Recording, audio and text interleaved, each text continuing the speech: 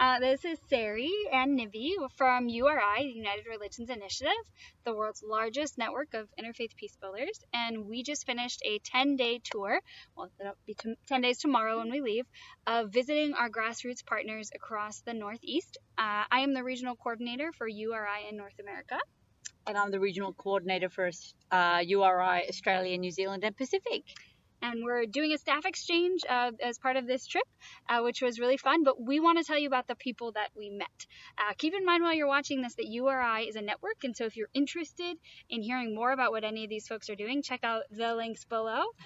We're so cool that we get to say that. And also let us know if you want us to put you in touch with any of the great people we met. So I'm going to start by telling you that we started our trip in Philadelphia. We met with a group called the Interfaith Community of Lower Bucks. They are outside of Philadelphia, and they do really great work in that community to bring together people of different faith traditions to celebrate one another's festivals. They do things like a gathering around Thanksgiving, and they also respond to different community needs as they come out throughout the year. Yeah, it was wonderful. And then we had the luxury of going and visiting Janice Kelsey and spending a few hours with her and seeing live in person a real biodigester. So Janice, along with her team at Solar Cities, worked to educate people around the world about how to set up biodigesters, really biogas and to produce biogas. And it was really a fascinating conversation about how an interfaith project or a project around the environment can work together with so many different communities to alleviate poverty, build interfaith understanding, and help the environment. And it was really great. Yeah, it was great. That evening we spoke at the Peace Center in Bucks County. They're doing a lot of work in local schools, particularly with 3rd and 4th graders, doing peace education and a lot of work around racism and talking to the kids about race and how to really engage and have positive change around that issue in our country. So we're really inspired by them.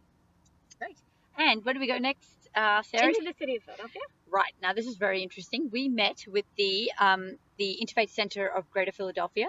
And as an Australian, I didn't realise how large Philadelphia was. So Philadelphia is like 5 million people. It's huge. Largest city in the country. I don't know if it's 5th largest and 5 million. Let's just go 5 and 5. And we got to learn from their model. So this is an organisation with a really strongly articulated theory of social change, and that really permeates all the work they do. So they do a range of programs, and the program that we really liked was one called Walk the Walk, and that was a youth leadership program where the City of Greater Philadelphia Interfaith Network built relationships with religious institutions in 3 different geographical areas, and then asked those institutions to nominate one young person and one mentor to participate in a year-long program run every other Sunday on a range of topics related to interfaith dialogue and understanding, as well as participating in community service projects. And we learned a lot from them. We talked about how to build a movement with them, starting to learn how community organizing and development is a really important part of interfaith work. Yeah. So from Philadelphia, we headed up to New Jersey, which for those of you not very far actually from Philly into really New Jersey. Close, yeah. And we met with Estrella, who is a local community organizer in Highland Park, New Jersey for Green Faith, which is a URI North America affiliate. Green Faith operates nationally, but Estrella's focus was in New Jersey, and we learned from her a lot about the community organizing techniques that she uses to bring together diverse groups of people to kind of reclaim their power around acting on environmental issues, and also coming at that from a spiritual perspective and a place of spiritual connection. Yeah, and it wasn't probably until we met with this Australia that we kind of realized what we are doing is a model of community organizing on a semi-regional scale. So we have a lot to learn from people like Australia, and we look forward to keeping those relationships up. After that, what did we do? New York. We went to New York. It was very exciting. Can you tell who organized the trip? I was the details person. And we went to New York. We went to upstate New York. And who did we meet with again? Paul and Unity Made Visible. That's right. We met with Unity Made Visible. And Unity Made Visible has been a cooperation circle of URI since 2006. So it is a really long period of time. And their particular passion is using the power of music to bring together different people. And what I liked about their group was that they'd also worked with other interfaith initiatives and bringing that music approach to building relationships. And they had young people who developed all these songs around around peace, and really and kind of celebrating the relationships they made from peace and turning it into music, which was really exciting. And we also went to the Antioch Baptist Church, and that was really beautiful to get to sit in a very open and vibrant environment where they really welcomed people who weren't from their direct community, and that was really lovely. And they've been a partner with Unity Made Visible for a lot of years. We hosted the Martin Luther King Day concert, and that Unity Made Visible, the cooperation circle in that community that they've helped organize for many, many years.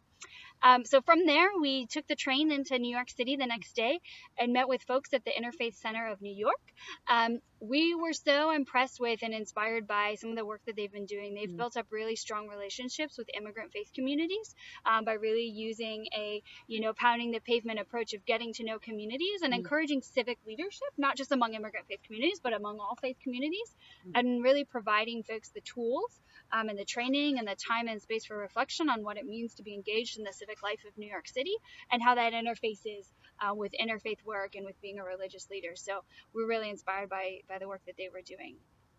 Wonderful. And then we had the pleasure of meeting with Alan Ware, who is a longtime friend of URI and has worked with URI's UN representative in New York, Monica. And little did I know that Alan, being from New Zealand, is really connected to some of our URI interfaith friends in New Zealand, such as George and Jocelyn Armstrong and Lachlan as well. So that was really cool, like all these 6 degrees of separation. And it was a fascinating conversation to learn about Alan's passion for nuclear disarmament and all the different interfaith organizations that have this interest, including URI and Bishop Swing as well. And Alan was kind of talking us through all the different kind of issues in nuclear disarmament in different places in the world right now, and really was inspiring to see how different faith communities mobilizing together can ask their governments to take action on nuclear non-proliferation. Tough word to say. And that was really fascinating. We also got to see Rick Ulfik with We the World, which is a URI North America affiliate. And that was really great because Rick is a person, like a talented musician who then taught math at high school and then moved on to realize that, there was good that could be done, through film and then just through interfaith around the world. And what do they do, Sari? 11 Days of Global Unity is their flagship program, which is from September 11th to September 21st, which is International Day of Peace. 11 themes between those 11 days. Each day has a theme, and really helping to kind of focus in the lens on all the great work that's being done around each of these themes. So really about kind of collective impact building, movement building, helping people around the world who are doing similar work realize that they're doing it. And from New York, we went up to New Hampshire. That was our longest stretch of driving to meet with the Greater Concord Interfaith Council. They became a URI cooperation circle just a couple of months ago, but this is an organization that has been around for decades in Concord. They're a representative model, so they have representatives from the various faith communities in Concord, New Hampshire, which is also the capital. And they have a series of programs that they do every year, things like Lenten luncheons and Thanksgiving services.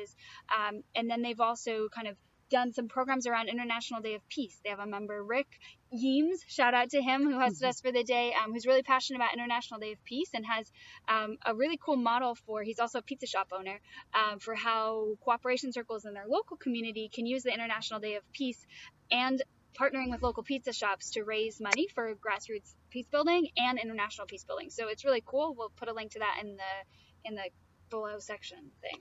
Right.